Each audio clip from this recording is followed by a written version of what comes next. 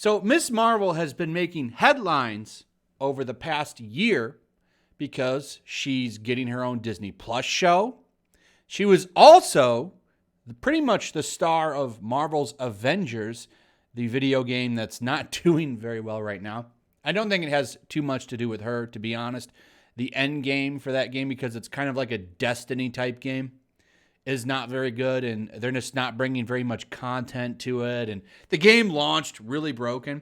I will say, though, the way that they did Miss Marvel in the game was much better than they've done with the comic book version of her. They should probably try and adapt the version that was in the game instead of running with what they've been doing in the comics forever, because the comic books just don't sell. So Magnificent Miss Marvel canceled in January, but Kamala likely in Marvel's 2021 plans. Oh, for sure. She's going to get another book. So I've talked about this before, actually just recently with Captain Marvel, because she gets the same treatment. So Magnificent Miss Marvel number 18 will be the last issue for this run of the book. And they actually did some things different with this book. They actually gave her a good writer, despite the fact that I don't like his takes online. He's actually a decent writer. And the book has had decent art. However, that's all they did. They didn't change the character really very much. The character is still the same boring character, safe character. She's been for years. She's had 75 solo comic book issues. I like how they put that in there. Do you want to know why this isn't issue 75?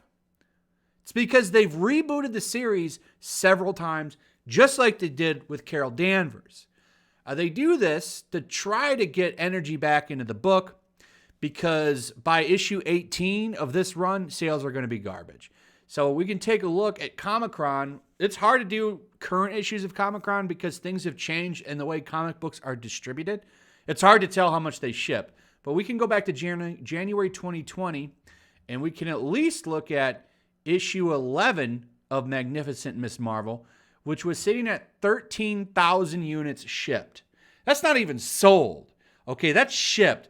We don't even know how many of those issues sold. I'd like to remind you, this is before the coof really struck. So these are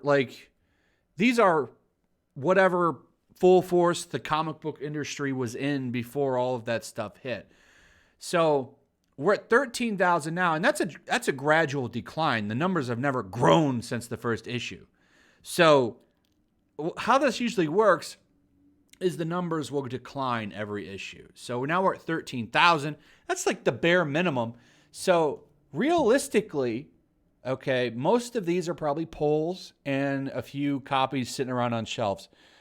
It's not realistic to say that the majority of those issues of Magnificent Miss Marvel number 11 are probably still sitting on comic book shelves unsold. These are mostly poll list numbers as well. So I would say maybe 75% of those are sold, but that's probably a dwindling number, so more people taking it out of their poll lists. That's pathetic, okay? The problem with this character is they never try to change her. And this is a problem with comics in general. They don't make any changes. So they keep the same lame-ass costume. And I've told this joke before because it's true. Her costume looks like something you would pull from a Halloween USA rack or a Walmart pajama rack. Okay? It's a terrible basic design. It's blue and red. Looks like she's got an apron on. And then there's a lightning bolt going across the front. It's basic. Her powers are really stupid. She basically is discount Mr. Fantastic. Okay? And all she ever does is make her hands grow. What woman wants that power, by the way? Gigantic hands. Now, she can do some interesting things, like make a gigantic version of her body. Okay? And she can run like springs. Like, I saw a lot of this from playing the game. You don't see a lot of this stuff in the comics. All they ever do with her in the comics are make her hands grow big and punch things. Would that necessarily mean that there's more force in the punch if she just has giant hands? It's not like she's making steel hands or something. I don't know. If somebody that's like good with that kind of physics stuff wants to explain that in the comments, I'll be all ears. But my point is, they don't change the character. They don't try to change it or revamp her or make her more interesting. It's still the same basic, boring character that they've given us for 75 issues. If anything, it just shows how creatively bankrupt the people at Marvel Comics are. And I'm going to tell you the DC Comics people should be shaking in their boots, because Future State is bringing in people from the animation industry to draw, and they're bringing in script writers and screenwriters from Hollywood, who, despite what you want to say about them, are vastly more talented than any of the clowns, mostly, in mainstream comics. But they don't do anything with this character. They don't try to make her powers cool, expand on her powers. They don't change this stupid costume. They did in the game. You can see it looks still pretty basic, but it looks a little bit better than this Halloween USA version that they give you in the comics. The character just does not get a following, but they have to keep this book on the shelves for optics reasons. And they have to have the numbers up. So what they'll do is they just reboot over and over and over and over again to get those big #1 sales. It's a joke. It's a joke at this point. And, I see a lot of people defend this character. And they say, oh, well, the graphic novel sales are good. No, they're not. The Scholastic sales are real good. Sure, I doubt it. If they're so good, then why do they still bother to market this character towards mainstream comic book fans? Okay? Why wouldn't you just shift the character's focus to Scholastic and full-on graphic novels for young readers? You keep trying to sell this character to the mainstream comic book audience. If the character's so popular, why haven't they shifted the brand focus? The character's not popular. She might have a niche, small graphic novel audience of maybe 20, 30,000, I bet. But that's it. Okay, I refuse to believe this character is popular. Nobody talks about this character. Nobody. Unless it's about her failures. She's boring and basic. The powers are stupid.